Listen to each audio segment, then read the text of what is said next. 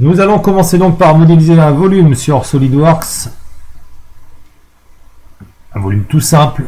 Donc sur le logiciel, vous avez le choix entre au démarrage une pièce, un assemblage, une mise en plan. Pour l'instant, on en est au stade de la pièce. On commence par OK. Et vous tombez sur une interface qui diffère légèrement d'une version à l'autre, où on va retrouver tout de suite, et on va regarder dessus, les outils d'esquisse. Alors si ce n'est pas indiqué directement, il y a un petit onglet esquisse qui devra apparaître ici, que je n'ai pas sur l'écran, que vous pouvez avoir vous de votre côté. Donc les esquisses, c'est du rectangle, du polygone, du cercle, c'est le petit dessin en fait que vous allez commencer pour réaliser votre conception ou une spline. On va commencer par quelque chose de très simple, un rectangle. Donc on nous demande le petit message, on regarde bien, sélectionner un plan ou créer une esquisse pour l'entité. Donc on va sélectionner un plan. Un plan, c'est comme une feuille de papier sur laquelle vous allez écrire votre dessin.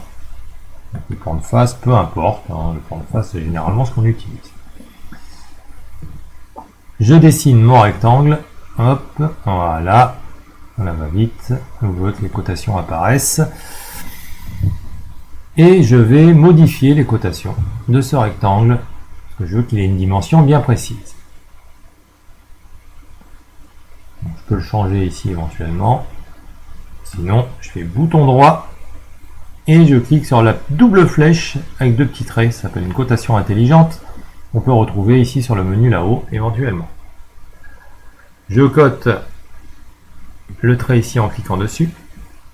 Je cote le deuxième trait en cliquant dessus. Je clique une deuxième fois pour poser la cote à côté du dessin. Et je peux allègrement cliquer sur les chiffres pour les changer. Donc actuellement ici je fais une longueur de 110 mm,76. Je vais arrondir à 100 mm s'il vous plaît. Voilà. La largeur 66,34. Je clique deux fois dessus et afficher le menu contextuel pour le forcer à 70 mm. Je valide. Voilà. Une fois que c'est terminé, j'ai mon dessin qui est fait. Ce petit dessin, je vais pouvoir faire un volume. Dans les volumes, on appelle ça des fonctions. Soit vous avez l'icône fonction qui apparaît ici, un petit onglet qui devra apparaître en haut de l'écran, marqué fonction, ou directement la barre. Ici, j'ai directement la barre des fonctions qui est affichée. Et la fonction que je vais demander, c'est ce qu'on appelle le bossage extrudé.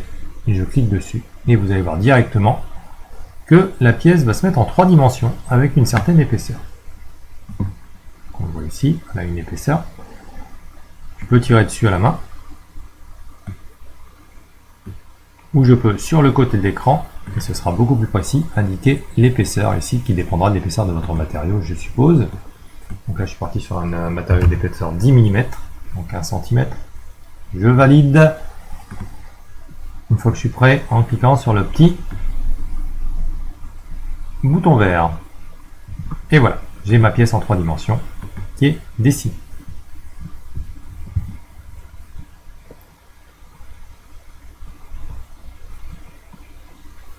Après, il ne restera plus qu'à rajouter d'autres fonctions, d'autres dessins, d'autres volumes. Et le principe est exactement le même. Je repars sur un petit dessin.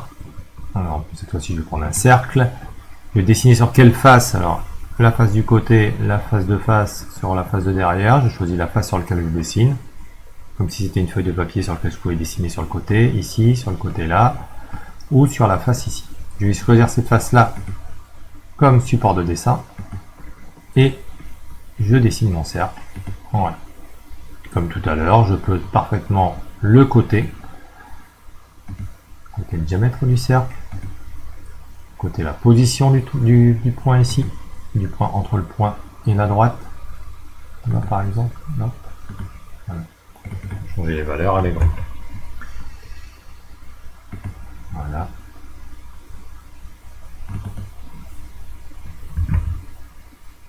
Et voilà. Partant de là, ce dessin, ici, qui n'est pas encore un volume, je vais en faire un volume. Donc là, je peux à nouveau redemander un bossage extrudé pour en faire une bosse, qui débordera. Voilà, avec pareil l'épaisseur, 10 mm d'épaisseur. Ou je peux aussi bien en faire un perçage en choisissant l'icône enlèvement de matière extrudée.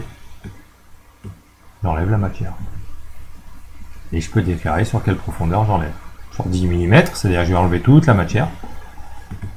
Ou sur 5 mm, je ne vais pas enlever toute la matière. Et voilà.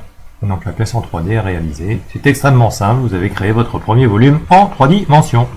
Voilà, après c'est un jeu de je rajoute des volumes, j'enlève des volumes, je rajoute des volumes, j'enlève des volumes.